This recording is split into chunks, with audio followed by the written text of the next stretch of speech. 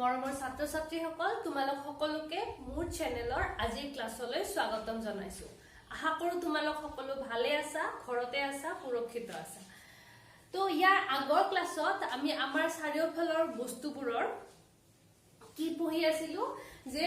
তাপ দিলে বস্তু এটাৰ কেনেকে কঠিন পদাৰ্থৰ পৰা জুলীয়া অৱস্থা প্ৰাপ্ত হয়, জুলীয়াৰ পৰা গেছীয় অৱস্থা প্ৰাপ্ত হয়। তাপে আসলতে কি কৰে এইবোৰ আমি পঢ়িছিলো। অকমান মই ৰিভিজন দি দিছো, গ্ৰাফডাল আকৌ এবাৰ ৰাখিছো। এফালে আছিলে তাপ, এফালে আছিলে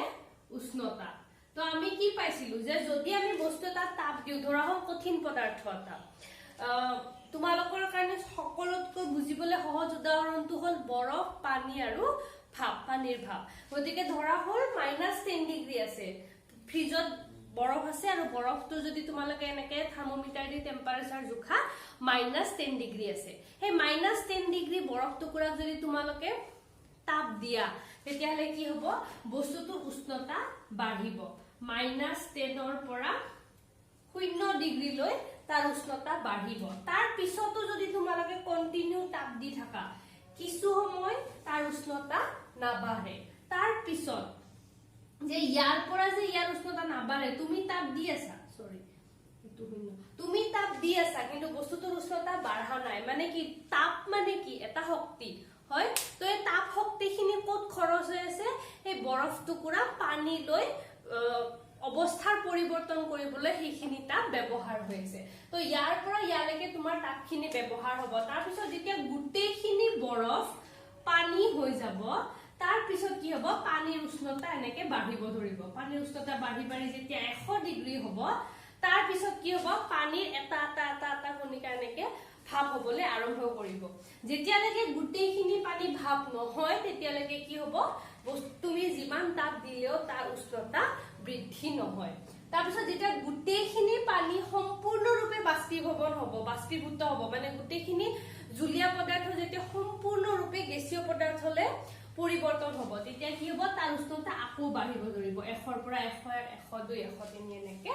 বাঢ়িব ধৰিব। এইখিনিলৈকে আমি আগৰ ক্লাছত পঢ়িছিলো। আৰু মই এই পইণ্টটোক আমি কি কওঁ, গলনাংক। গলনাংক মানে য'ত কঠিন পদাৰ্থ এটা, যিটো উষ্ণতা কঠিন পদাৰ্থ এটা জুলীয়া পদাৰ্থলৈ সলনি হয়, সেই উষ্ণতাটোক আমি কি কওঁ, গলনাংক। আৰু ইয়াৰ পৰা এইখিনি যে তাপ দিলো আমি, এই তাপখিনিক আমি কি কওঁ, লীন তাপ। লীন তাপ কাৰ, বিগলনৰ লীন তাপ। বিগলন মানে কি, বস্তুটো গলাৰ লীন তাপ। ইয়াৰ পৰা কঠিনৰ পৰা জুলীয়া হবলৈ যিখিনি তাপ আছে, যিখিনি তাপে উষ্ণতা নবঢ়ায়, বস্তুৰ অৱস্থাৰ সলনি কৰে, সেইখিনিক আমি কি কম, বিগলনৰ লীন তাপ। তাৰপিছত এইটো হৈ যাব আমাৰ উত্তলাংক।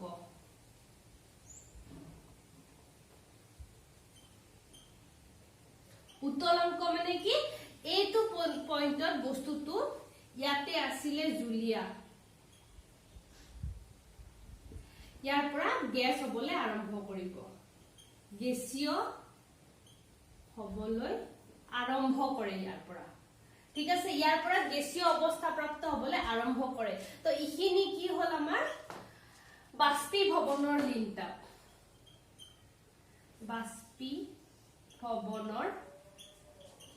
লীন তাপ, এইখিনি হৈ গল আমাৰ বাষ্পীভৱনৰ লীন তাপ। মানে ইয়াৰ পৰা ইয়ালৈকে এইখিনি সময়ত তুমি যিমান তাপ দিবা, সেই তাপখিনিয়ে বস্তুটোৰ উষ্ণতা নবঢ়ায়। সেই তাপখিনিয়ে কি কৰিব, বস্তুটোক জুলীয়াৰ পৰা গেছীয় অৱস্থালৈ পৰিৱৰ্তন কৰিব। আৰু ইয়াৰ পৰা কি হ'ব, আকৌ বস্তুটোৰ উষ্ণতা বৃদ্ধি পাব। তো আমাৰ এইডাল হৈ গল মেইন গ্ৰাফ। তো তোমালোকক এই গ্ৰাফডাল নালাগে, জাষ্ট তোমালোকে এই গ্ৰাফডাল যদি তোমালোকৰ মনত থাকে, গোটেই কনচেপ্টটো তোমালোকৰ মনত থাকিব। আমাৰ কি হয়, উষ্ণতা, তাপে সাধাৰণতে দুটা কাম কৰে। তাপৰ কি হয়, এটা কাম হল উষ্ণতা বৃদ্ধি, উষ্ণতা বৃদ্ধি, আৰু এটা কাম কি আছে, অৱস্থাৰ পৰিৱৰ্তন। তাপে দুইটা কাম একেলগে নকৰে। যেতিয়া উষ্ণতা বৃদ্ধি হৈ থাকে তেতিয়া অৱস্থাৰ পৰিৱৰ্তন নকৰে, আৰু যেতিয়া অৱস্থাৰ পৰিৱৰ্তন হৈ থাকে তেতিয়া উষ্ণতা বৃদ্ধি নকৰে তো তাপৰ এই দুটা কাৰণ তোমালোকে নাভাবিবা যে বস্তুৰ তাপ দিয়া মানে সদায় উষ্ণতা বৃদ্ধি হ'ব যেতিয়া বস্তুটো কঠিনৰ পৰা জুলীয়া হৈ যায় তেতিয়া তাৰ অৱস্থাৰ পৰিৱৰ্তন নহয় এতিয়া আমি আগৰ ক্লাছত কি পঢ়িছিলো যে তাপে বস্তু এটাৰ অৱস্থাৰ পৰিৱৰ্তন কেনেকৈ কৰে তোমালোকক মই আগৰখিনি কিয় ৰিভাইজ অকমান কৈ আছো কাৰণ আজিৰ কথাখিনি তাৰ লগত ৰিলেটেড তেতিয়া তোমালোকৰ গোটেইখিনি মনত পৰিব সেইকাৰণে অকমান আগৰ ৰিভিজন দি দিছো তো আমি কি পাইছিলো বস্তু এটা কঠিন হ'ব নে জুলীয়া হ'ব নে গেছীয় হ'ব আমি কেনেকৈ গম পাওঁ বস্তুটোৰ পদাৰ্থটোৰ কণিকাবোৰৰ মাজত যিটো দূৰত্ব সেই দূৰত্বৰ ওপৰত পদাৰ্থটো কঠিন জুলীয়া বা গেছীয় হয় যদি পদাৰ্থবোৰৰ মাজৰ দূৰত্ব অতি কম তেতিয়াহলে তাক আমি কঠিন বুলি ধৰি লওঁ যদি দূৰত্ব কঠিনতকৈ অলপ বেছি তেতিয়াহলে জুলীয়া আৰু তাতকৈ যদি বেছি হয় তেতিয়া আমি কি বুলি ধৰি লওঁ গেছীয় সাধাৰণতে গেছীয় পদাৰ্থৰ কণিকাবোৰৰ মাজত দূৰত্বটো ফিক্স নহয় হি বহুত দূৰলৈকে যাব পাৰে সেইকাৰণে আমি কি কওঁ যে গেছীয় পদাৰ্থৰ নিজা আয়তন নাই সো আমি যেতিয়া তাপ দিম সাধাৰণতে যেতিয়া কঠিন অৱস্থাত থাকে তেতিয়া কি হয় এই দূৰত্বতে বস্তুবোৰ এনেকে ভাইব্ৰেট কৰি থাকে ঠিক আছে এনেকে লৰি থাকে কিন্তু এই দূৰত্বটোতকে দূৰত গুচি যাব নোৱাৰে কিন্তু তোমালোকে যেতিয়া বস্তুটো তাপ দিবা তেতিয়া কি হয় তাপ কি হয় তাপ এটা শক্তি হয় ঠিক আছে এই শক্তিটোৱে এই কণিকা দুটা আৰু জোৰত ভাইব্ৰেট কৰিবলৈ শক্তি প্ৰদান কৰে তেতিয়া কি হ'ব এই কণিকা দুটা ইমান জোৰত এনেকে ভাইব্ৰেট কৰিব ধৰে যে ইয়াৰ মাজৰ এই দূৰত্বটো ভাঙি পেলাই দূৰলৈকে গুচি যাব পাৰে ঠিক আছে তাৰ মাজৰ আকৰ্ষণটো আগতকৈ কমি যায় তেতিয়া আমি কি পাওঁ কঠিনৰ পৰা জুলীয়া অৱস্থা পাওঁ তাৰ পিছতো যদি তোমালোকে আৰু তাপ দি থাকা তেতিয়া কি হয় ইহঁতৰ মাজত এই কণিকা দুটাৰ মাজত আৰু শক্তি পায় গতিকে ইহঁতক যিটো শক্তিয়ে বান্ধি ৰাখিছিলে তাতকে বেছি শক্তি কি ওলাই গুচি যায় এইখিনি আমি আগৰ ক্লাছতে আলোচনা কৰিছো আজি আমি জাস্ট এই দুটা সংজ্ঞা মই আগৰ ক্লাছত দিয়া নাছিলো এই সংজ্ঞা দুটা আজি লিখি লবা উত্তলাংক কি এক বায়ুমণ্ডলীয় চাপত যি উষ্ণতাত জুলীয়া পদাৰ্থ উতলিবলৈ আৰম্ভ কৰে সেই উষ্ণতাতে তাৰ উত্তলাংক বোলে যেনেকে পানীৰ উত্তলাংক 100 ডিগ্ৰী সেলসিয়াস তাৰ পিছত পাইছিলো বাষ্পীভৱনৰ লিংতাপ তোমালোকে আগতে পাইছিলা বিগলনৰ লিংতাপ বিগলন মানে বস্তুটো গলা গলি যোৱাৰে আন এটা শব্দ হল বিগলন বিগলনৰ লিংতাপ মানে কি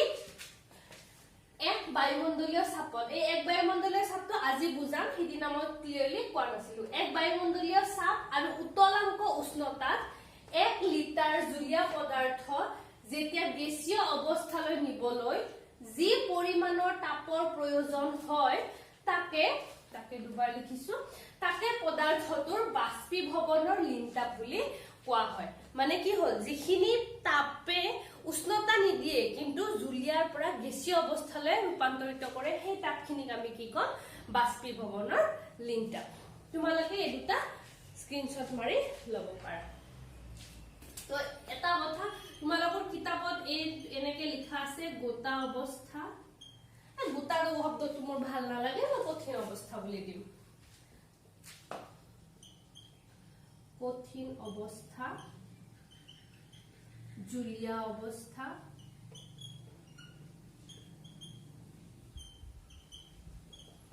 কঠিন জুলীয়া আৰু এটা কি অৱস্থা আছে গেছীয়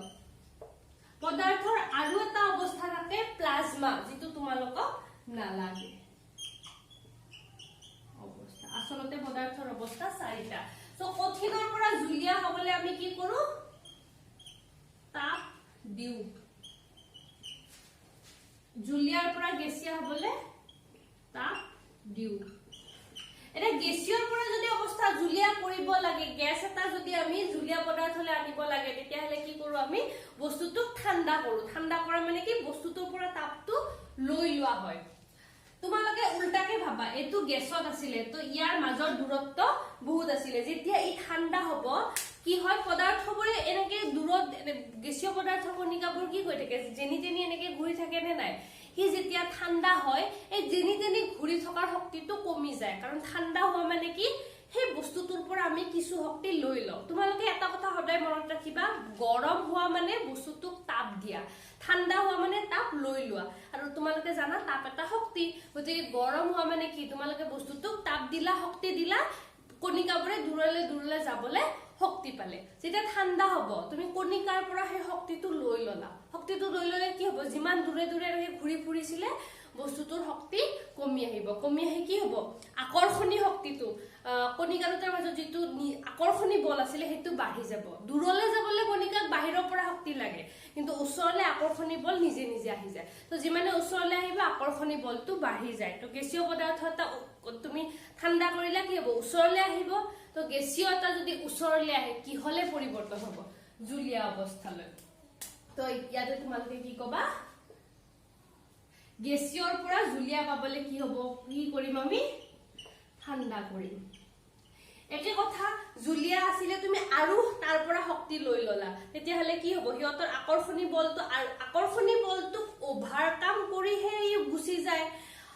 দুটা কণিকাৰ মাজত আকৰ্ষণী বল সদায় থাকে তাত যদি তুমি শক্তি দিয়া সেইটো এৰি গুচি যায় তুমি যদি শক্তিটো লৈ লোৱা তেতিয়া হলে কি হ'ব হে আকৰ্ষণী বলটোৱে বস্তুক আৰু ওচৰলৈ টানিবনে নাই গতিকে তুমি যদি ইয়াতে আকৌ ঠাণ্ডা কৰা তেতিয়া হলে কি হ'ব তোমালোকে বস্তুটো কঠিন পদাৰ্থলৈ পৰিৱৰ্তন কৰিব পাৰিবা মানে তাপ দিলে কঠিনৰ পৰা জুলীয়াৰ পৰা গেছীয় হয় তাপটো লৈ ললে গেছীয়ৰ পৰা জুলীয়াৰ পৰা কঠিন অৱস্থা প্ৰাপ্ত হয় তো ইয়ালৈকে স্ক্ৰীনশ্বট মাৰিলে লৈ ল'ব পাৰা অৰ্থাৎ আমি কি ক'ব পাৰো যে তাপৰ পৰিৱৰ্তন ঘটাই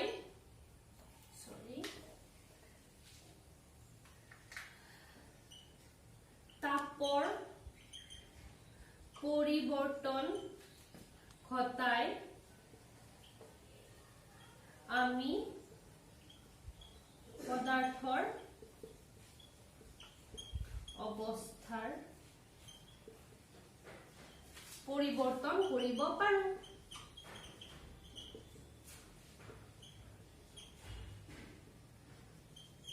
এতিয়ালৈকে তোমালোকে যিমান কলো যিমান বুজালো আগৰ ক্লাছতো বুজালো আজিও বুজালো তোমালোকক মই কি বুজাই আছো যে কঠিনৰ পৰা জুলীয়া হয় জুলীয়াৰ পৰা গেছীয় হয় এনেকুৱা নহয় যে মাজতে জুলীয়াটো নাইকিয়া বাট এনেকুৱা কিছুমান পদাৰ্থ থাকে য'ত কঠিনৰ পৰা জুলীয়া অৱস্থা নাপায় ই ডাইৰেক্ট কঠিনৰ পৰা গেছীয় অৱস্থালৈ ৰূপান্তৰিত হয় তোমালোকৰ ঘৰত থকা দুটা বস্তুৰ পৰা তোমালোকে এইটো জানা এক নম্বৰটো হল নেফটেলিন বল তোমালোকৰ ঘৰত গডৰেজত আলমাৰীৰ ভিতৰত পোক পতংগ নহবলে কাপোৰৰ মাজত নেফটেলিন বল হয় নে নথয় তো সেই নেফটেলিন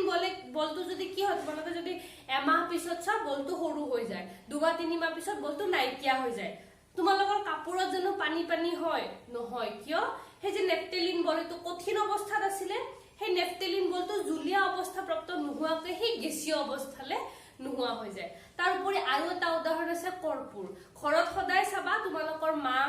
বা জেঠিমা বৰমা যোন আছে তেওঁলোকে কি কৰে পাকঘৰত যিবোৰ কৰ্পূৰ থাকে সেই কৰ্পূৰ সদায় টেমাৰ ভিতৰত বন্ধ কৰি থয় কিয় কৰ্পূৰ যদি খোলাকে থৈ দিয়ে ই লাহে লাহে উৰি নাইকিয়া হৈ যায় নাইকিয়া হোৱা মানে কি বায়ুমণ্ডলত মিহলি হৈ যোৱা তাৰ মানে কোনটো অৱস্থা পোৱা গেছীয় অৱস্থা পোৱা তো এনেকুৱা এটা দুটা পদাৰ্থ আছে যিয়ে মাজৰ জুলীয়া অৱস্থাটো নাপায় ডাইৰেক্ট কঠিনৰ পৰা ডাইৰেক্ট গেছীয় অৱস্থালৈ ৰূপান্তৰিত হয় ঠিক আছে তো এনেবোৰ পদাৰ্থক আমি উদ্দায়ী পদাৰ্থ বুলি কওঁ উদ্দায়ী মানে কি যিবোৰ উৰি যায় সো এই মাত্ৰ যি মই উদাহৰণ দিলো কৰ্পূৰ বা নেফটেলিনৰ হেতু কি হয় কঠিনৰ পৰা গেছীয় অৱস্থা প্ৰাপ্ত হয় তো সেই প্ৰক্ৰিয়াটোক আমি কি কওঁ ঊৰ্ধ্বপাতন নামটো মনত ৰাখিবা পৰীক্ষাৰ ডেফিনেশন সংজ্ঞা আহিব পাৰে ঊৰ্ধ্বপাতন মানে কি তাপৰ প্ৰভাৱত জুলীয়া অৱস্থা প্ৰাপ্ত নোহোৱাকৈ কঠিনৰ পৰা পোনে পোনে গেছীয় অৱস্থালৈ হোৱা ৰূপান্তৰক বা গেছীয়ৰ পৰা কঠিন হোৱা প্ৰক্ৰিয়া ঊৰ্ধ্বপাতন বোলে ইয়াতে কি হয় যদি কঠিনৰ পৰা গেছীয় হয় বা গেছীয়ৰ পৰা কঠিন হয় দুইটাকে আমি কি কওঁ ঊৰ্ধ্বপাতন বুলি কোৱা হয় আৰু ইয়াতে তাপৰ প্ৰভাৱত বুলি কৈছে আৰু ইয়াৰ পিছত আমি চাপৰ প্ৰভাৱত পৰিম তো এই ঊৰ্ধ্বপাতনটো অকল তাপ নহয় চাপৰ প্ৰভাৱৰ কাৰণেও ঊৰ্ধ্বপাতন ঘটে ঠিক আছে তো এই ঊৰ্ধ্বপাতনটো তোমালোকৰ পেজ নম্বৰ 8 পেজ নম্বৰ 8 আছে তোমালোকে কিতাপৰ ইয়াতে যদি কিবা কাৰণে দেখা নোপোৱা নিচিনা পোৱা কেতিয়াবা কিছুমান ষ্টুডেন্টে মোক পিছত মেছেজ কৰে যে মেম বোৰ্ডৰ পৰা বস্তুবোৰ নেদেখিলো তো তোমালোকৰ যদি কিবা নেটৱৰ্ক প্ৰবলেম হয় তেতিয়া হলে কি কৰিবা মই যিবোৰ বস্তু লিখাই দিও বুজোৱাখিনি মোৰ কিন্তু যিখিনি লিখাও তাৰে ম্যাক্সিমাম বাক্য মই কিতাপৰ পৰাই লওঁ আৰু এই বাক্যটো তোমালোকৰ পেজ নম্বৰ 8 আছে তাৰ পৰা চাই লবা ইয়াৰ পিছত আমি সাপৰ প্ৰভাৱ পৰিম সাপৰ প্ৰভাৱ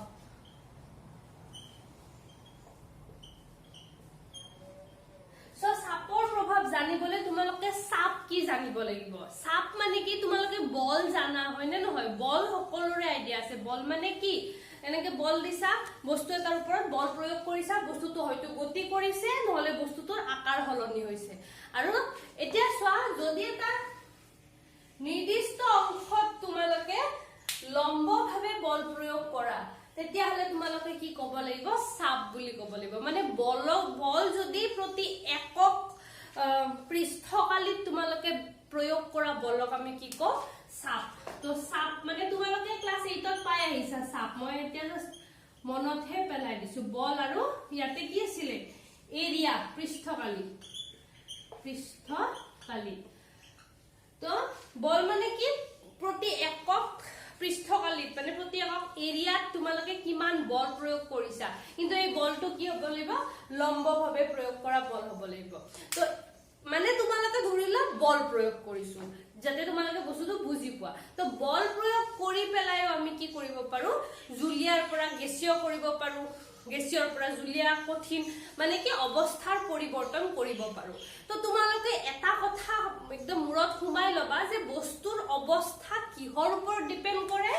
এই যে কণিকাবোৰ আছিল এই কণিকাৰ মাজৰ দূৰত্বৰ ওপৰত ডিপেন্ড কৰে বস্তুৰ অৱস্থা তোমালোকে নিজৰ ইচ্ছামতে যেনেকুৱা তেনেকুৱা অৱস্থালৈ লৈ যাব পাৰা কঠিন জুলিয়া গেছীয় যিকোনো অৱস্থালৈ নিব পাৰিবা কি কৰি পেলাই ইহতৰ মাজৰ দূৰত্বৰ হাল হলনি কৰি যদি একদম ওচৰত আছে কঠিন হ'ব অলপ দূৰত আছে জুলিয়া হ'ব তাতকে বেছি দূৰত আছে গেছীয় হ'ব তো এই দূৰত্বটো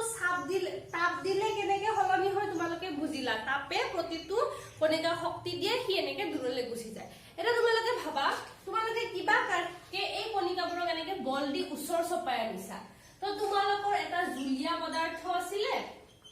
জুলিয়া পদাৰ্থটো ইমান দূৰত আছিল তোমালোকে দুইটা কণিকাকে বল প্ৰয়োগ কৰিলা দুইটা কণিকাতে বল প্ৰয়োগ কৰিলে কি হ'ব ইয়াৰ মাজৰ দূৰত্বটো কমি ইমান মান হৈ গল তেতিয়া কি হ'ব এই জুলিয়াৰ পৰা কঠিন অৱস্থাপ্ৰাপ্ত হ'বনে নাই তাৰ পিছত কি কৰিলা কিবা কাৰণত তোমালোকে এই বস্তুটো বলটো গুছাই দিলে কি হ'ব এই কণিকা দুটাৰ নিজত ইমান শক্তি আছিল যে ই দূৰলৈ গুচি যাব পাৰে ইমান দূৰলৈ গুচি গল তাৰ মানে কি হ'ল গেছীয় পদাৰ্থ তো সাপটো বুজা আৰু সহজ তোমালোকে বস্তু এটা যদি হেচি আনা সাধাৰণতে আমি কঠিনক টানি টুনি মানে কঠিন পদাৰ্থত সাপ প্ৰয়োগ কৰি আমি জুলিয়া বা গেছীয়ক নিব নোৱাৰো এইটো সাধাৰণতে গেছীয়ৰ পৰা জুলিয়াৰ পৰা কঠিনৰ ক্ষেত্ৰতে আমি সাপ প্ৰয়োগ কৰো কাৰণ বস্তু এটা কি হয় আমি ই এটা দূৰত্বত থাকিব লাগিব তেতিয়াহে তোমালোকে চেপি আনিব পাৰিবা কিন্তু বস্তুটো এনেকে দূৰলৈ লৈ যাবলৈ আমি সাধাৰণতে তাপ ব্যৱহাৰ কৰো কিন্তু যদি গেছীয়ৰ পৰা জুলিয়াৰ পৰা কঠিন কৰিব লাগে তেতিয়াহলে আমি কি কৰো সাপ ব্যৱহাৰ কৰো সাপ মানে কি বল বুলি ধৰিলা বল প্ৰতি একক পৃষ্ঠকালি মানে তোমালোকে বল প্ৰয়োগ কৰিছা গেছীয় ধৰা হল এই ৰুমটোত যিমান গেছ আছে সেই গেছবোৰ তোমালোকে এটা মটৰে যেনেকে পানী বাহিৰলৈ উলাইব পাৰে নে নাই মাটিৰ তলৰ পানী বাহিৰলৈ উলিয়াই আনে হেনেকে ধৰিলা এই ৰুমটোৰ মই সব দৰ্জা খিৰকি বন্ধ কৰি দিলো আৰু মটৰ ফিট কৰি দিলো কি হ'ব মটৰে কি কৰিব এই ৰুমৰ যিমান বায়ু আছিল সব টানি লৈ গল তাৰ পিছত মটৰৰ পাইপৰ হেফালে মই এটা বক্স লগাই দিলো কি হ'ব ইমান ডাঙৰ ৰুমটোৰ গোটেই গেছখিনি যদি মই মটৰেৰে খুহি এটা ইমান বক্সত ভৰাই দিও এই গোটেই অনুবোৰ যিমান দূৰে দূৰে আছিল হেবোৰ হে অকমানি বক্সটোত সোমাব লাগিব নে নাই গতিকে কি হ'ব এই অনুবোৰ এনেকে উচ্চৰ চাপিব যেতিয়া এই গোটেই ৰুমটোৰ গেছবোৰ ইমানটো বক্সত তাত ভৰাই দিবা তেতিয়া কি হ'ব এই অনুবোৰ উচ্চৰ চাপিলে এই গেছবোৰ জুলিয়া পদাৰ্থলে ৰূপান্তৰিত হ'ব তাৰ পিছত বলে তোমালোকে আৰু কিবা কৰি গোটেই বক্সটো চাৰিওপিনৰ পৰা হেচি একদম ইমান মাৰ্বল এটা সাইজত কৰি দিলা কি হ'ব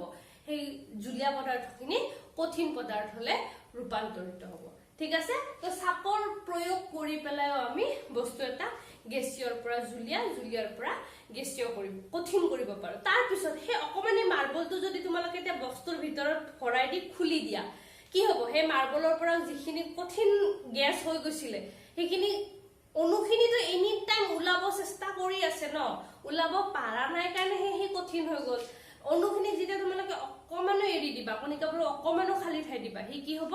কঠিনৰ পৰা লগে লগে জুলীয়া অৱস্থালৈ আহি যাব তাৰ পিছত যদি মই আকৌ হে মানে পাইপ এইবাৰ আকৌ মটৰ ব্যৱহাৰ কৰিব নালাগে কাৰণ অনুবোৰ সদায় এনেকে দূৰে দূৰে যাবই বিচাৰে তো কি হ'ব মই যদি পাইপ লগাই পেলাই এই ৰুমটোত আকৌ খুলি দিও গুটেখিনি জুলীয়া যিখিনি গ্যাস জুলীয়া অৱস্থাপ্ৰাপ্ত হৈছিল সেইখিনি আকৌ গোটে ৰুমটোত ভৰি যাব তো কঠিনৰ পৰা জুলীয়া হয় জুলীয়াৰ পৰা গেছীয় হৈ গল তো তোমালোকে কি লিখিব পাৰা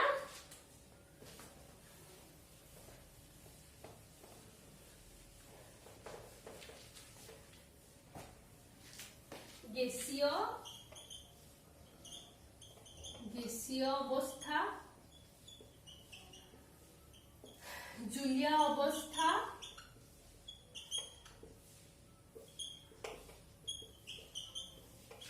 আৰু কঠিন অৱস্থা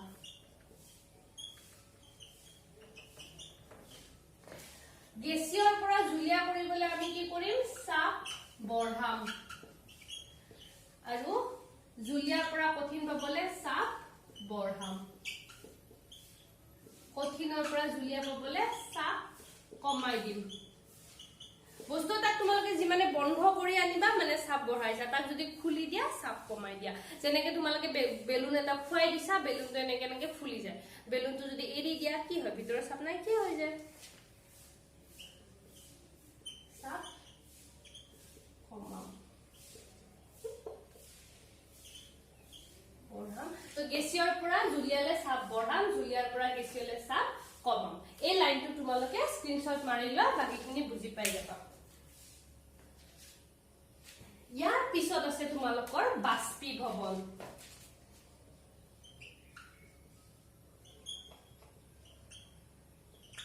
সোৱা তোমালোকে যদি এটা পাত্ৰত এনেকে এনেকে পানী আছে এই পাত্ৰটো পানী আছে আৰু এই পাত্ৰটো বেছি পানী নাই খোলা এখন প্লেটত অলপমান 2 চামুচমান পানী থৈ যদি তোমালোকে ৰদত দি থোৱা কি হ'ব 2-3 ঘণ্টা পিছত গৈ যদি সোৱা হে গুটে পানীখিনি নাইকিয়া হৈ যাব তোমালোকে ভাবা নেকি যে ৰদৰ তাপত পানীখিনি 100 ডিগ্ৰী উষ্ণতা পাইছিলে বা তোমালোকে ধৰিবা বালতি এটা পানী থৈছা আৰু এটা দাগ দি থৈছা তোমালোকে যদি ৰাতিপুৱা 10টা মানত থোৱা আবেলি 2টা মানত থোৱা এই দাগটোতকে অলপ হলেও তললৈকে পানীখিনি আহিব এইখিনি ৰাছিলে এইখিনি নাইকিয়া হৈ পেলাই পানীখিনি ইয়ালে আহিলে তোমালোকে এই পানীখিনি হাতেৰে চুই চাব পাৰিবা নে নাই নৰমালি সাধাৰণতে ঠাণ্ডাৰ দিনত আমি কি কৰো বালতিত পানী থৈ চোতালত দি দিও ৰদৰ তাপত পানী গৰম হয় আমি গা ধুবলৈ ব্যৱহাৰ কৰো তো সেই পানীখিনি 100 ডিগ্ৰী তো নাই তোমালোকে 100 ডিগ্ৰী সেলসিয়াছৰ পানী কি হাতেৰে চুব পাৰিবা জানো নোৱাৰা তেনেহলে এই পানীখিনি 100 ডিগ্ৰী নোপোৱাকৈ কেনেকে উৰি গল এই পানীখিনি যে উতলাংকৰ উষ্ণতা নাপাওতে যে গেছীয় পদাৰ্থ হৈ গল সেই প্ৰক্ৰিয়াটো কি কয় বাষ্পীভৱন ঠিক আছে কেনেকে হয় মই বুজাই দিম তো ইয়াৰ ডেফিনেশনটো তোমালোকে কি লিখিবা উতলাংকৰ তলৰ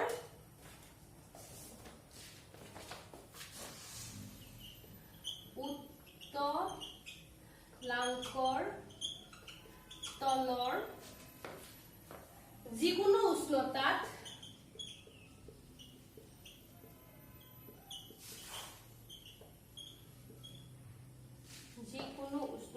কোনো জুলীয়া পদাৰ্থ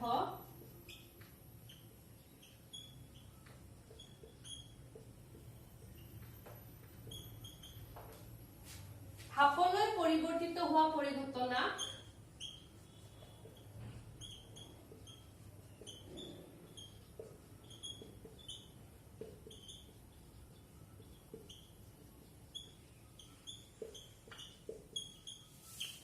বাষ্পীভৱন বোলে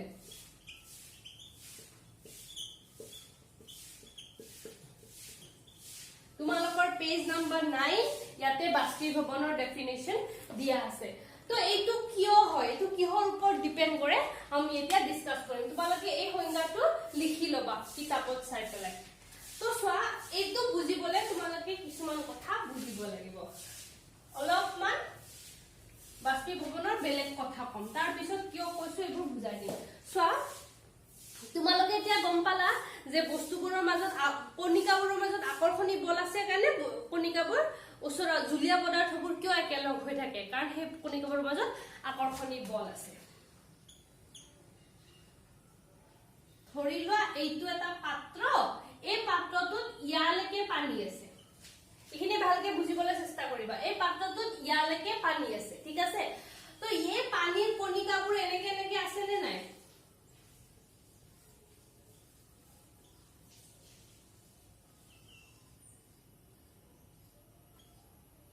মই গুটেখিনি নাকো বুজিবলে জাস্ট এটা অংশ আকিছো এইবোৰতো আছে আৰু ঠিক আছে তোমালোকে এতিয়া এটা কথা চোৱা এই যেটো ওপৰত আছে যিখিনি একদম ওপৰৰ লেয়াৰৰ পানীত আছে এই কণিকাটো চোৱা এই কণিকাটো মই এই ওপৰৰ কণিকাটো আকিছো আৰু তাৰ কাষৰ এটা আকিছো ওকে তলত তিনিটা আছে একদম ইয়াৰ মতে আকিছো ঠিক আছে এনেকুৱা আছে কিন্তু এইটো চোৱা এইটোক চোৱা ওকে তো এই দুটাৰ তোমালোকে কি পাৰ্থক্য দেখিছা যে ইয়াক কেটাই টানিছে 1 2 3 4 5টা ইয়াক চাৰিওপিনে কিমানটা অনুৱে টানি আছে 5টা কণিকাই টানি আছে কিন্তু তোমালোকে যদি এইটোক চোৱা এটা দুটা তিনটা চাৰিটা পাঁচটা ছটা সাতটা কাৰণ ওপৰতটো টানিবলে তাৰ ওপৰত এটাও লেয়াৰ নাই মানে তাৰ ওপৰত এটাও কণিকা নাই গতিকে ওপৰত যিকেটা কণিকা আছে তাক যদি মই অকমান তাপ দিও সোৱা তাপে কি কৰে হে কণিকাটোক উলাই যাবলৈ শক্তি দিয়ে এটা তলৰ কণিকাটো কাখৰ 7টা কণিকাই টানি আছে মই ডায়াগ্ৰামটো 7টা হৈছে আসলতে 7টা নহবও পাৰে মুঠতে তাক চাৰিও পিনৰ পৰা বাকি কণিকাবোৰে সমানে ধৰি টানি ৰাখি আছে যাতে হি উলাই যাব নোৱাৰে কিন্তু ওপৰৰ কণিকাটো সোৱা ইয়াৰ ওপৰ ফালেটো কমপ্লিট আধা কণিকা নোহোৱা হৈ গ'লে নাই তো তোমালোকে যদি ভাবা যে এইটো এটা কণিকা যিটো কণিকা ওপৰত থাকিব তাৰ ইয়াৰ চাৰিওফালৰ এই গুটে কণিকাৰ আকৰ্ষণখিনি কমি গ'লে নাই গতিকে ওপৰৰ লেয়াৰত যিকেটা কণিকা থাকিব সেইকেটা কণিকা ধৰি ৰাখা শক্তিটো কম গতিকে সেই কণিকা কেটাক যদি তোমালোকে অকমানো শক্তি দিয়া সেই কণিকা কেটা ধুনিয়াকে জুলিয়াৰ পৰা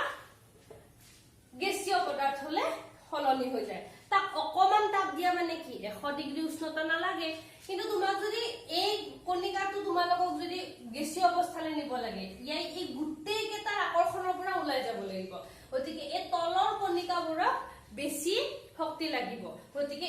এই তলৰ কণিকা কেটা গেছীয় হলে 100 ডিগ্ৰী লাগিব তুমি যেতিয়া ৰ'দত থৈ দিছা তেতিয়া কি হয় এই ওপৰৰ গুটে লাইনটো আধা এনাৰ্জিতে কি হয় গেছীয় অৱস্থালৈ ৰূপান্তৰিত হয় গতিকে যেতিয়া কন্টিনিউ সূৰ্যৰ তাপ পাই থাকিব এই কণিকাবোৰে সেই শক্তিটো আহৰণ কৰি এটা টাইমত কি হয় 100 ডিগ্ৰী নাপাওতে ইয়াৰ পৰা গেছীয় অৱস্থা প্ৰাপ্ত হৈ যায় তাৰ পিছত চোৱা তোমালোকে ভাবিছা এটা লেয়াৰ হে গোল কণিকাটো ইমান অকমানি কিন্তু এই কণিকা কেটা যোৱাৰ লগে লগে নেক্সট কণিকাটো ডাইৰেক্ট ওপৰত আহি গ'লে নাই তো এই কণিকাটোৰ এতিয়া আগতে চাৰিপিনে 7টা আছিল ইয়াৰ ওপৰ ফালে যি 4টা আছিল হেবোৰ নোহোৱা হৈ গ'ল তো এনেকে বাৰে বাৰে এটা লেয়াৰ গেছীয় অৱস্থা হোৱাৰ লগে লগে তলৰ লেয়াৰটো পৃষ্ঠলৈকে আহি যায় তাৰ পিছত সেই পৃষ্ঠলৈকে আহি যোৱাৰ লগে লগে থিয় কম তাপতে বাষ্পীভূত হয় তাৰপিছত তাৰ তলৰ লেয়াৰটো আকৌ পৃষ্ঠলৈকে আহি যায় এনেকে যিমানে কণিকাবোৰ পৃষ্ঠকালিক মানে যেটো ওপৰৰ লেয়াৰ পৃষ্ঠলৈকে আহিব সেই গুটে কণিকাবোৰ অতি সহজে গেছীয় অৱস্থা প্ৰাপ্ত হৈ যায় তো এনেকে এটা পৃষ্ঠকে কমি কি হয় গুটেখিনি নাইকিয়া হৈ যায় এতিয়া তোমালোকে চোৱা তোমালোকক মই আধা লিটাৰ পানী দিছো আধা লিটাৰ পানী বহুত হৈ যাব এপোৱা পানী দিছো ঠিক আছে এপোৱা পানী দিছো আৰু তোমালোকক মই দুটা বেলেগ বেলেগ পাত্ৰ দিছো আৰু তোমালোকে ক'ব লাগিব যে কোনটো পাত্ৰ সোনকালে গুটেখিনি পানী নোহোৱা হৈ যাব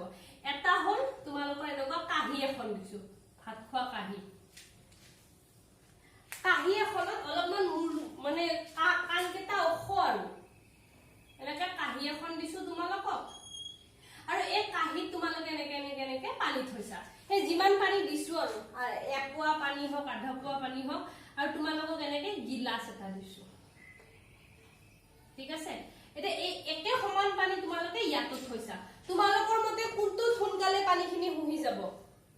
সো তোমালোকৰ জেনাৰেল নলেজ কমন সেন্সৰে তোমালোকে জানা তোমালোকে যিমানে বহলাই মেলি দিয়া হিমানে হি সোনকালে গুছি যায় এটো তোমালোকৰ কমন সেন্স এতিয়া হে তোমালোকৰ কমন সেন্সটো সায়েন্সৰ লগত মিক্স কৰি দিয়া এই মাত্ৰ মই কোৱা কথাটোৰ লগত ভাবা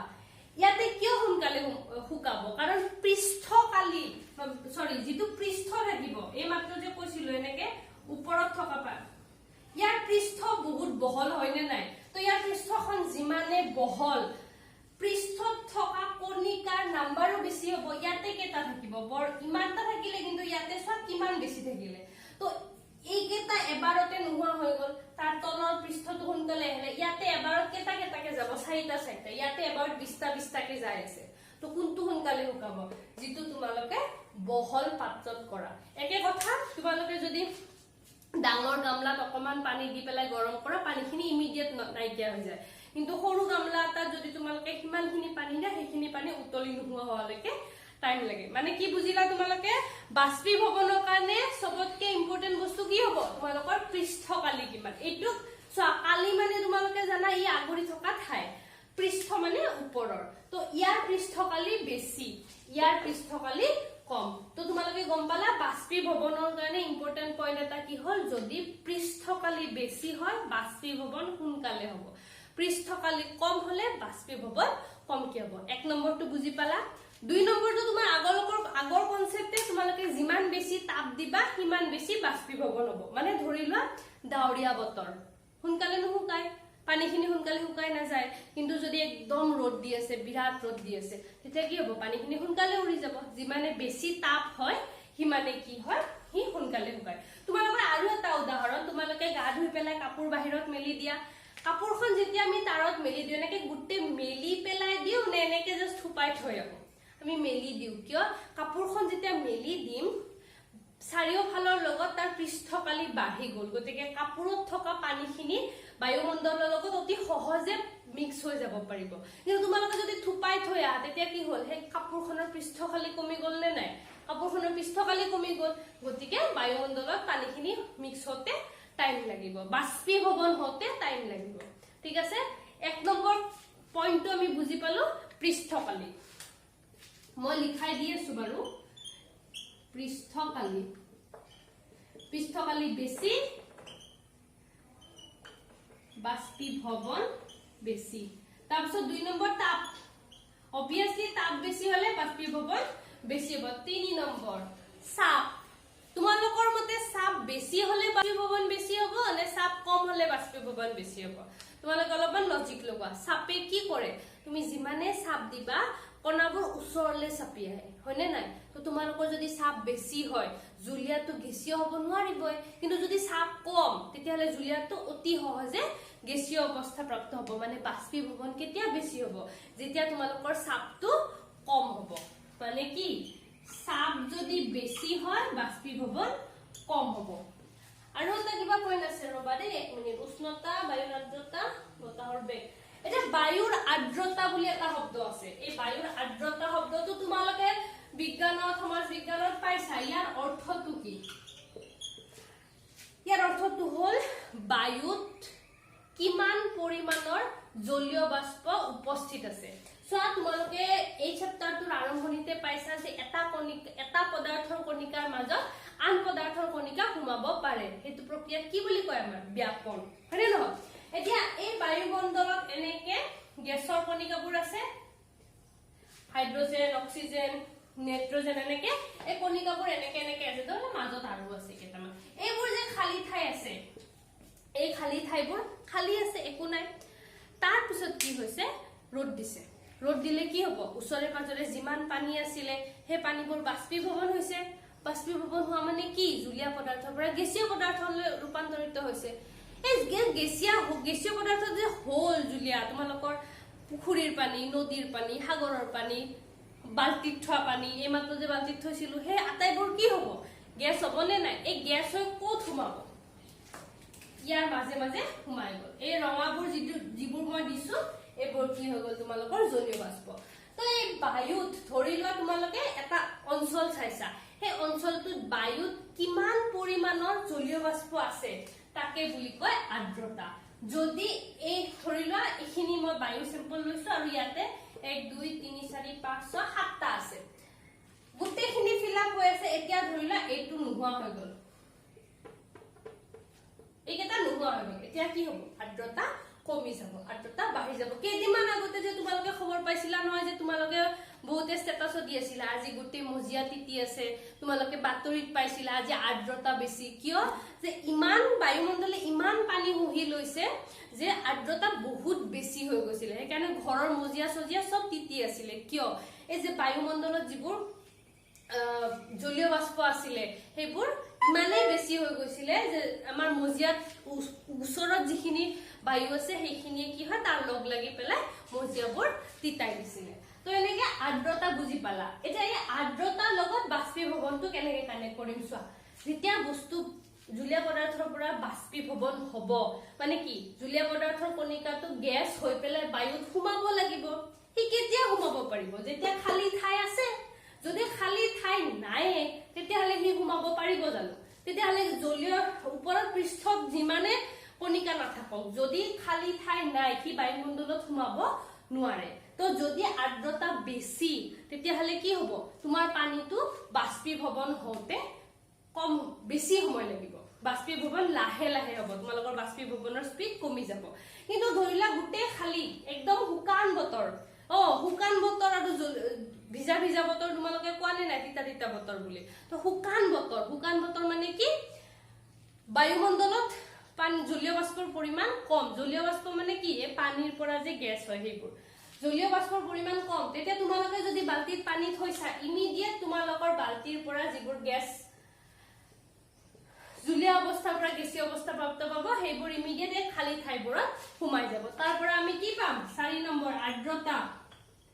আৰ্দ্ৰতা যদি বেছি হয় বাষ্পীভৱন কম হ'ব ঠিক আছে আৰু কিবা পইণ্ট আছে নে বতাহৰ বেগটো কেনেকুৱা ধৰা হল বতাহ বলি আছে তোমালোকে চোৱা যেতিয়া বতাহ বলে কাপোৰ সোনকালে শুকায় যেতিয়া বতাহ নবলে কাপোৰ সোনকালে নুশুকায় কিয় এখন কাপোৰ মেলি থৈছা এনেকে তাৰত এনেকে কাপোৰখন মেলা আছে কাপোৰৰ যিবোৰ পানীৰ মানে কি টোপাল আছিলে সেইবোৰ বাষ্পীভৱন হৈছে হৈ পেলাই কাপোৰখনৰ ওচৰে পাজৰে যিখিনি এৰিয়া সেইখিনি এৰিয়াত এই বায়ুৰ মানে কণিকাবোৰৰ মাজৰ যিবোৰ গেপ সেই গেপবোৰত পানীবোৰ সোমাই আছে কিন্তু হিখিনি ঠাই ভৰিছে আৰু ঠাই নাই আৰু তোমাৰ কাপোৰখনত পৰা পানী ওলাই যাবলে তাৰ ওচৰে পাজৰে যিমান খালি ঠাই আছিলে গেছৰ মাজত এইবোৰ ফিলাপ হৈ গ'ল বতাহ আহিলে কি হ'ব সেই বায়ুখিনি দূৰলৈ ঠেলি লৈ গ'ল কিছু নতুন বায়ু সেই কাপোৰখনৰ ওচৰলৈ আহি গ'ল নতুন বায়ুখিনিত খালি ঠাই হৈ গ'ল তো বতাহ যিমানে আহিব তোমালোকৰ এই জলীয় বাষ্পবোৰ দূৰলৈ লৈ যাব তাৰ মানে কি বতাহৰ বেগ বেছি হলে বাষ্পীভৱন বেছি হ'ব বুজি পালা তো তোমালোকৰ এই সাব পইণ্টটো নাই চাগে ৰবা 1 2 3 4 সাবৰ পইণ্টটো কিতাপত নাই তো মইও ভৰাই নিদু তো তোমালোকৰ কিতাপত বাষ্পীভৱনৰ কিহৰ ওপৰত ডিপেন্ড কৰে এই 4টা পইণ্ট আছে এই 4টা পইণ্ট মই এতিয়া লিখাই দিম যাতে তোমালোকে স্ক্ৰিনশ্বট ল'ব পাৰা মই বুজাই দিলো পৃষ্ঠকালি যিমানে বহল থাকিব সিমানে ওপৰৰ কণিকা বেছি হ'ব যিমানে ওপৰৰ কণিকা বেছি হ'ব সোনকালে বাষ্পীভৱন হ'ব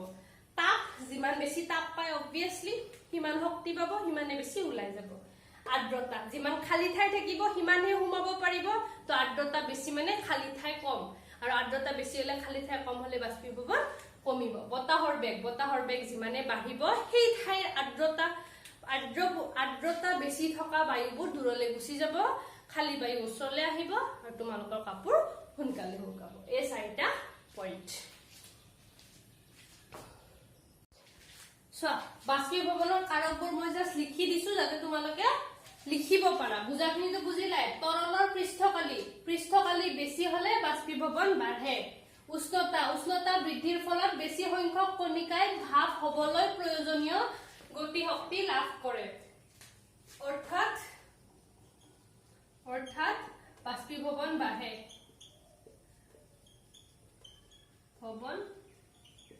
বাঢ়ে। বায়ুৰ আৰ্দ্ৰতা, বায়ুত জলীয় বাষ্পৰ পৰিমাণ বেছি থাকিলে বাষ্পীভৱনৰ বেগ বা মাত্ৰা কমে, অৰ্থাৎ আৰ্দ্ৰতা কম হলে বাষ্পীভৱন বাঢ়ে। আৰু বতাহৰ বেগ বাঢ়ি যোৱাৰ লগে লগে জলীয় বাষ্পবোৰ সহজে আঁতৰি যায়, ফলত বাষ্পীভৱনৰ বেগ বাঢ়ে। ইয়ালৈকে এইখিনি হৈ গল। এটা নতুন টপিকটো হল বাষ্পীভৱনে কিদৰে ঠাণ্ডা কৰে। বাষ্পীভৱনে ঠাণ্ডা কৰা তোমালোকৰ পাৰ্সোনেল এক্সপেৰিয়েন্স হোৱা, তোমালোকে যেতিয়া হাত সেনিটাইজ কৰা এনেকে ঢালি পেলাই এনেকে দিয়াৰ লগে লগে নোহোৱা হৈ যায় নে নাই? তোমালোকে যেটো হাতত ঢালিলা হেতু কি আছিলে? জুলিয়া আছিলে। তোমালোকে যদি স্প্ৰেও কৰা হাতখন ভিজে নে নাই? অলপ একদম যদি বেছিকে স্প্ৰে কৰি দিয়া হাতখন তিতি যায়। তিতিলে আৰু কিছুমান এনেকে ঢালিব পৰাও সেনিটাইজাৰ থাকে। তো ঢালাটো বা স্প্ৰে কৰাটো যিয়ে নহওক, তোমালোকে হাতত লোৱাৰ লগে লগে হেতুই 1 সেকেন্ড 2 সেকেন্ড 1 সেকেন্ডৰ কাৰণে জুলিয়া অৱস্থাত থাকে নে নাই? তাৰপিছত বায়ুমণ্ডলত লাগান তোমালোকে এনেকে দিয়াৰ লগে লগে সি নাইকিয়া হৈ যায়। নাইকিয়া হৈ যোৱা মানে কি? বতাহত মিহলি হৈ গল, মানে জুলিয়া অৱস্থাৰ পৰা গেছীয় অৱস্থা প্ৰাপ্ত হল। কোনটো প্ৰচেছৰ দ্বাৰা? বাষ্পীভৱন। তোমালোকেতো 100 ডিগ্ৰী 200 ডিগ্ৰী তাপ দিয়া নাই, বাষ্পীভৱন হল নে নাই? তো যেতিয়া বস্তুটো বাষ্পীভৱন হব বা বস্তুটো যেতিয়া জুলিয়াৰ পৰা গেছীয় অৱস্থালৈ হ'ব, তোমালোকে হাতখন ঠাণ্ডা ঠাণ্ডা ফিল কৰা নে নাই? কিয় কৰা? কাৰণ বস্তুটো যেতিয়া জুলিয়াৰ পৰা গেছীয় অৱস্থা প্ৰাপ্ত পাব, কি হ'ব? বাকি যিবোৰ কণিকা আছিলে সেই কণিকাবোৰক এৰি কিছু কণিকা গুচি গল, গেছ হৈ গল, আৰু কিছু কণিকা এতিয়াও তোমাৰ হাতত আছে। সেই কণিকাবোৰে নিজৰ ঠাইত থাকিবলৈ কি কৰিব? তাপ লাগিব নে নাই? কাৰণ ইটো তাপ লৈ গুচি গল। ই যে তাপ লৈ গুচি গল, কৰ পৰা তাপ লৈ গুচি গল? এই কণিকাবোৰৰ পৰাই কিছু তাপ লৈ পেলাই ওলাই গুচি গল বাকিখিনি কণিকা। যিখিনি জুলীয়া অৱস্থাত আছিলে সেই তাপখিনি তোমালোকৰ হাতৰ পৰা লয়। আৰু আমি যদি তাপ পাও গৰম পাও, আমাৰ পৰা যদি তাপ যায় আমি ঠাণ্ডা পাও। যেনেকে বৰফ এটা হাতত লৈ থাকিলে আমি ঠাণ্ডা পাও নে নাপাও? পাও। কিন্তু অলপ পিছত চাবা বৰফখিনি গলি পানী হৈ গল। বৰফখিনি কেনেকে পানী হল? বৰফখিনিয়ে তোমালোকৰ হাতৰ পৰা তাপ লৈ পেলাই কঠিনৰ পৰা জুলীয়া অৱস্থা প্ৰাপ্ত হৈছে। তো তোমালোকে যেতিয়া বৰফ হাতত লৈ ঠাণ্ডা পোৱা। একেদৰে বাষ্পীভৱনত কি হয়? যেতিয়া জুলীয়া অৱস্থাৰ পৰা গেছীয় অৱস্থা প্ৰাপ্ত পাব, সেই কণিকাবোৰে তোমালোকৰ হাতৰ পৰা তাপ লৈ ওলাই গুচি যায়। তো তোমালোকৰ হাতখন সেইকাৰণে ঠাণ্ডা পোৱা। সেইকাৰণে বাষ্পীভৱনে ঠাণ্ডা কৰে। বুজি পালা? তো এই তিনটা প্ৰশ্ন হিচাপে মই লিখাই দিম নেক্সট ক্লাছত। আজি জাস্ট কনসেপ্টটো বুজাই দিছো, বাষ্পীভৱনে কিদৰে ঠাণ্ডা কৰে। ইয়াৰ পিছৰ টপিকটো আছে তোমালোকৰ 1.5.3 গৰমকালি আমি কপাহী কাপোৰ পিন্ধা উচিত কিয়? চোৱা, তোমালোকৰ ঘাম ওলাই দেহৰ পৰা, এই ঘামবোৰ যে ঘামবোৰ ওলালে গাতে যদি লাগি থাকে তোমালোকৰ বেমাৰ হ'ব পাৰে। কিন্তু তোমালোকে যদি কপাহী কাপোৰ পিন্ধা, সেই ঘামবোৰ কি কৰে? কপাহী কাপোৰে শুহি লয়। আৰু কপাহী কাপোৰে শুহি ললে তাৰপিছত সেই কপাহী কাপোৰৰ পৰা বাষ্পীভৱন হৈ বায়ুমণ্ডলত মিহলি হৈ যায়। কিন্তু যদি সিনথেটিক কাপোৰ পিন্ধা তেতিয়া কি হ'ব? কাপোৰে ঘামটো শুহি নলয়। তো তোমাৰ বডিৰ পৰা যিবোৰ ঘাম ওলাব সেইবোৰ তোমাৰ গাতে লাগি থাকিব। আৰু গাতে লাগি থাকিলে সি যিমান সোনকালে বাষ্পীভৱন হ'ব লাগে, তোমাৰ গাৰ পৰাই বাষ্পীভৱন হ'ব ন। কন্টিনিউ ঘাম ওলাই থাকিলে ইমান সহজে বাষ্পীভৱন হ'ব নোৱাৰে। কিন্তু যদি গাৰ পৰা কাপোৰে শুহি লয় তেতিয়া তোমালোকৰ বাষ্পীভৱন সোনকালে হ'ব, হয়নে নাই? আৰু গাত লাগি নাথাকে ন ঘামখিনি, গাত কাপোৰে শুহি ললে। সেইকাৰণে গৰমকালি আমি কি পিন্ধিব লাগে? কপাহী কাপোৰ পিন্ধিব লাগে, যাতে ঘামখিনি কাপোৰে শুহি লয়। তাৰপিছত লাষ্ট টপিক এইটো চেপ্টাৰৰ, বৰফ পানী থকা গিলাচ এটাৰ বাহিৰৰ পৃষ্ঠত পানীৰ টোপাল বিৰিঙি থাকে কিয়? এইটো নিশ্চয় দেখিছা। যদি কেতিয়াবা এইটো মুছি দিব আৰু বৰফ বাদ দিয়া, যদি ফ্ৰিজৰ পৰা উলিয়াই পানীৰ বটল ফ্ৰিজৰ পৰা উলিয়াই যদি তোমালোকে বাহিৰত থোৱা, কি হয়? পানীৰ বটলটোৰ চাৰিওপিনে এনেকে পানীৰ কণিকা আহে। কেনেকে? ধৰা হল এইটো গিলাচ, কিতাপৰ উদাহৰণটোৱে দিছো, ইয়াতে বৰফ আছে। তো ইয়াত যেতিয়া বৰফ থাকিব, এই বৰফৰ কাৰণে এই গোটেই ঠাইখিনি ঠাণ্ডা হ'ব নে নাই? বৰফৰ টেম্পাৰেচাৰ কম, গতিকে এই যিটো গিলাচ আছিলে এই গিলাচৰ গোটেই গাটো কি হৈ গল? ঠাণ্ডা। এই গিলাচৰ গোটেই গাটো ঠাণ্ডা হোৱাৰ লগে লগে ইয়াৰ চাৰিওপিনে যিবোৰ বায়ু আছিলে সেই বায়ুবোৰো হৈ গল ঠাণ্ডা। অবভিয়াসলি কাষতে আছে বায়ুৰ কণিকাটো ঠাণ্ডা হ'ব নে নাই? যেতিয়া বায়ুৰ কণিকাটো ঠাণ্ডা হ'ব তেতিয়া এটা ঘটনা ঘটিব। চাবা, এইকেইটা বায়ুৰ কণিকা আছিলে, কিন্তু এই বায়ুৰ কণিকাটাৰ মাজত ধৰা হল এইটো এটা আৰু এইটো এটা কি আছিলে জলীয় বাষ্প আছিলে অলপ আগতে যে বুজাইছিলো বাষ্পীভৱনত জুলিয়াৰ পৰা গেছ হয় সেই গেছ জুলিয়াৰ পৰা গেছীয় হোৱাই এই পানীৰ জলীয় বাষ্প এই দুটা আছিলে ইহ দুটা বায়ুমণ্ডলত ধুনীয়াকৈ ফুৰি আছিলে একো প্ৰব্লেম হোৱা নাছিলে এই কণিকা দুটা যেতিয়া ইয়াতে ঠাণ্ডা হ'ব এখন ঠাণ্ডা হয় নে নাই ঠাণ্ডা হোৱাৰ লগে লগে কি হ'ব বস্তুটোৰ তাপ কমি যাব শক্তি কমি যাব সেই কণিকাকেইটাৰ শক্তি কমি যোৱাৰ লগে লগে কি হ'ব গেছীয় অৱস্থাৰ পৰা জুলীয় অৱস্থা প্ৰাপ্ত হ'ব জুলীয় অৱস্থা প্ৰাপ্ত হয় কি ইয়াতে লাগি ধৰিব হেনেকে এইকেইটা জলীয় বাষ্পৰ কণিকা জলীয় বাষ্প মানে তো কি জানা পানীৰ কণিকা এই জলীয় বাষ্পৰ কণিকা যিবোৰ বতাহত উৰি আছিলে সেইবোৰে গিলাসৰ ঠাণ্ডা পাই তাৰ শক্তি এৰি দিব এই এৰি দিয়া শক্তিখিনিৰ কাৰণে কি হ'ব ই গেছীয়ৰ পৰা জুলীয়া অৱস্থা প্ৰাপ্ত হৈ যায় সেই কাৰণে তোমালোকে জানা যে বৰফ যদি এটা গিলাসত বৰফ থোৱা সেই গিলাসটোৰ চাৰিওপিনে কি হয় পানীৰ কণিকা লাগি ধৰে ঠিক আছে এটো হৈ গ'ল তোমালোকৰ লাষ্ট টপিক বৰফ পানী থকা গিলাস এটাৰ বাহিৰত বা ফ্ৰিজৰ পৰা যদি ঠাণ্ডা পানী উলিয়াই বটলটো বাহিৰত থোৱা একে হয় গোটেই বটলটোৰ গাটো তিতি যায় কিয় কাৰণ সেই ওচৰে পাজৰে বায়ুমণ্ডলত যিবোৰ জলীয় বাষ্প আছিলে সেই জলীয় বাষ্পবোৰ এই গিলাস বা বটল বা যি নহওক তাৰে এই ওয়ালত লাগি পেলাই ঠাণ্ডা হয় আৰু ঠাণ্ডা হোৱাৰ লগে লগে কি জানো আমি জানোৱে ঠাণ্ডা হলে গেছীয়ৰ পৰা জুলীয়া হৈ যায় গতিকে জলীয় বাষ্পবোৰ পানীলৈ ৰূপান্তৰিত হয় সেইকাৰণে চাৰিওপিনে পানী আহি যায় তো ইয়াতে আজিৰ চেপ্টাৰটো শেষ প্ৰশ্নাৱলী কেটা আছে এই প্ৰশ্নাৱলী কেটা আমি আলোচনা কৰিম ইয়াৰ পিছৰ ক্লাছত তোমালোকে নিজৰ ফালৰ পৰা চেষ্টা কৰিবা আৰু তোমালোকৰ এক্সাৰসাইজ 1 আৰু এক্সাৰসাইজ 2 ত এটা কথা আছে সেই টপিকটো মই বুজাই থওঁ তোমালোকে জানা তাপ তোমালোকে কিহেৰে জোখা ডিগ্ৰী সেলসিয়াসেৰে হয় যেনেকে ডিগ্ৰী সেলসিয়াস হয়নে নাই তোমালোকৰ মানে কি বুলি কও body temperature 37 degree Celsius 98 degree Fahrenheit এইবোৰ তোমালোকে কি পাইছা উষ্ণতাৰ একক কিন্তু যেটো এসআই একক ইন্টাৰন্যাশনাল স্ট্যান্ডাৰ্ড একক হেতু কি হয় কেলভিন এই ইয়াৰ পৰা কেলভিনলৈ কেনেকে নিয়ে জানা তোমালোকক ইয়াতে জিটোৱে দিয়ক ইয়াতে যদি 2 ডিগ্ৰী দিয়ে তাৰ লগত যদি 273.15 যোগ কৰি দিয়া তেতিয়া হলে তোমালোকে কি পাবা কেলভিন পাবা তো 2 ডিগ্ৰী সেলসিয়াস হোক বা 2 ডিগ্ৰী ফাৰেনহাইট হোক এটো মেটাৰ নকৰে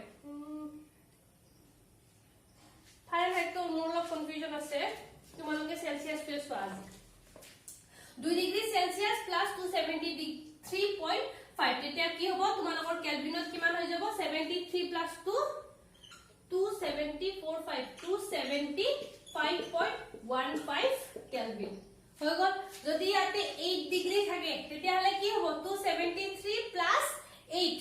281.15 কেলভিন হৈ গল তোমাৰ ওকে ইয়াতে প্লাস লিখিছিলো ন ইকুয়াল টু 281.15 কেলভিন তো তোমালোকক যদি কেতিয়াবা সেলসিয়াস দিয়ে আৰু তাক যদি কেলভিনলৈ ৰূপান্তৰ কৰিব লাগে তোমালোকে কি কৰিবা যোগ 273 কৰিবা এটা উল্টাটো ভাবাচোন যদি কেলভিন দিয়ে আৰু সেলসিয়াস লব লাগে কি কৰিবা ইয়াৰ পৰা 273 বিয়োগ কৰিবা যদি তোমালোকক দিয়ে 280.15 কেলভিন তোমালোকৰ কিমান হ'ব ইয়াৰ পৰা 280.15 ৰ পৰা যদি তোমালোকে 273.15 বিয়োগ কৰা কিমান হৈ গল 0.15 এটো তো 0 হৈ গল 0.15 পৰা 0 80 পৰা 73 গলে কিমান দিব 7 তো তোমালোকৰ 7 ডিগ্ৰী সেলসিয়াস হৈ গল তো তোমালোকৰ এক্সাৰসাইজৰ 1 আৰু 2 টোত তোমালোকক সেলসিয়াসৰ পৰা কেলভিনলে ৰূপান্তৰ কৰিব দিছে এটো তোমালোকে চাই লবা তো আজিৰ ক্লাসটো ইমানতে এৰিছো নেক্সট ক্লাসত লগ পাম যিখিনি বুজালো এইখিনি যাতে তোমালোকৰ মূৰত বহি যায় কাৰণ এই কনসেপ্টখিনি তোমালোকৰ নৰমাল লাইফতো বহুত ইম্পৰ্টেন্ট হয় তোমালোকে দেখি থাকা বস্তুবোৰৰ কাৰণ জনাটো দৰকাৰ হয় নে নহয়? তোমালোকে সৰুৰ পৰা দেখি আহিছা ৰ'দত দিলে কাপোৰ শুকায়, বৰফটো গলি যায়, পানী হয়, পানীটো উৰি যায়। এইবোৰৰ কাৰণ তোমালোক যদি তোমালোকৰ ভাইটি ভণ্টিহঁতে এইবোৰৰ কাৰণ সোধে, তোমালোকে যাতে এইবোৰ বুজাই দিব পাৰা। কেৱল কিতাপত আছে নম্বৰ লাগে বা নম্বৰ চবকে লাগে, এইটো জৰুৰী বস্তু, কিন্তু তোমালোকে এইবোৰ জানাও দৰকাৰ। আৰু তোমালোকে যদি ভাবা যে আমি আৰু 10ৰ পিছত সায়েন্স নপঢ়ো তো আমাৰ এইখিনিয়ে লাগে, সেইটো নহয়। এইখিনি জানা দৰকাৰ যাতে তোমালোকে এইখিনি কোনোবাই সুধিলে এটলিষ্ট ক'ব পাৰে, বা যেতিয়া চাৰিওপিনে চোৱা বস্তুবোৰৰ কাৰণ জানিব লাগে। আৰু ফিজিক্স যিটো সাবজেক্ট, এই সাবজেক্টটোৱে কি বুজায়? আমাৰ চাৰিওপিনে যি হৈ আছে সেই আটাইবোৰৰ কাৰণ বিচৰা সাবজেক্টটোৱে হ'ল ফিজিক্স। আমাৰ চাৰিওপিনে থকা বস্তুবোৰ কিয় হৈছে,